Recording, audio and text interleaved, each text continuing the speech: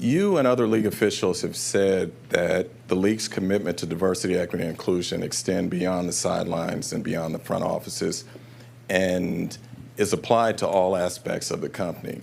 I've worked in NFL media for 5 years. During those 5 years, we have never had a black person in senior management in our newsroom.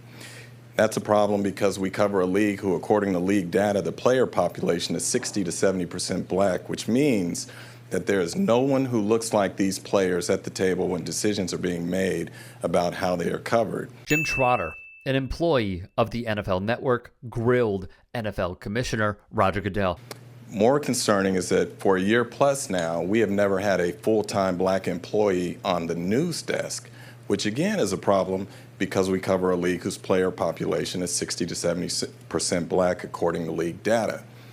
I asked you about these things last year, and what you told me is that the league had fallen short and you were going to review all of your policies and practices to try and improve this.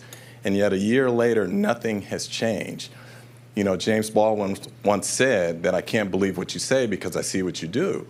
And so I would ask you as an employee, when are we in the newsroom going to have a black person in senior management, and when will we have a full-time black employee on the news desk? This is a masterclass in journalists asking questions. Here was Goodell's response. Well, Jim, I am not in charge of the newsroom, so I think can I answer your question? I just want to pause here and clarify what just occurred. We did not hear Trotter's retort because his mic was cut off on the broadcast feed. It's unclear if it was on at the presser. As you point out, it's the same question you asked last year. And we did go back, and we have reviewed everything we've been doing across the league. And we are looking at everything from vendors that we're working with, to partners that we're working with, to ownership where we've seen significant changes in diversity just this year. And I'm not specific, do not know specifically about the media business.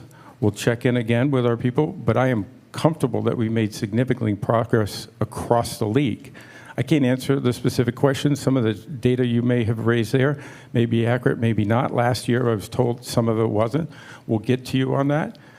We want to make progress across the board, and that includes in the media room. The commissioner said a lot, but did he say anything of merit? To be clear, Trotter did ask this same question last year at the Super Bowl when Roger Goodell was meeting the media once again. When we look at the league office, of the top 11 executives there are only 2 people of color.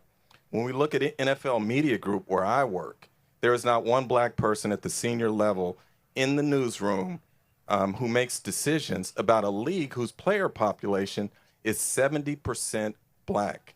So as a member of the media group and as a black man, I ask, why does the NFL and its owners have such a difficult time at the highest levels hiring black people into decision-making positions? In Trotter's view, nothing has changed. What shocks many, including myself, was the following. Goodell had a year to implement changes and come up with a different answer than the previous year, and he just didn't. As of present day, the NFL estimates that 60 to 70% of its players are black, but only 3 of its 32 head coaching positions are filled with a black coach. What he'll never admit to are the many variables that go into these hires. It's from September 9, 1957, and it shows Dallas Cowboys owner Jerry Jones among a crowd of white students trying to keep black students from integrating at an Arkansas high school. Like Cowboys chairman Jerry Jones. What I did realize was that I've always been a Redskin fan. The Washington Commanders' Dan Snyder and many more do not see value in hiring a black head coach, or at least hiring them past the interim tag. And the elephant in the room for much of this? Nepotism. Defectors Kalen Collar found in January of 2022. The league averages 3.4 coaches per team who are related to a current or former NFL coach, and the percentage of coaches at the supervisory levels, the ones with hiring power, is even higher. 11 of 32 head coaches are related to a current or former NFL coach. There are 24 coordinators who are related to current or former coaches, almost a full quarter of them. Nepotism isn't exclusively for white people, as several white folks interviewed for the Defector story were quick to point out. But the percentage of family hires is overwhelmingly white, over 78%. Coaching is overwhelmingly white.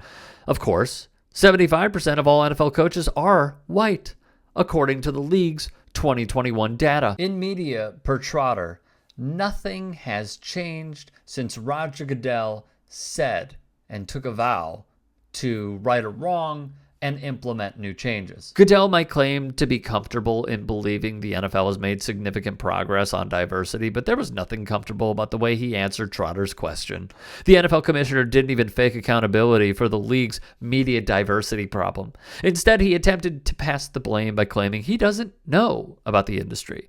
Even more deplorable than Goodell's tactic of wiping his hands clean of any responsibility was the commissioner accusing Trotter of misrepresenting the severity of the league's diversity problem.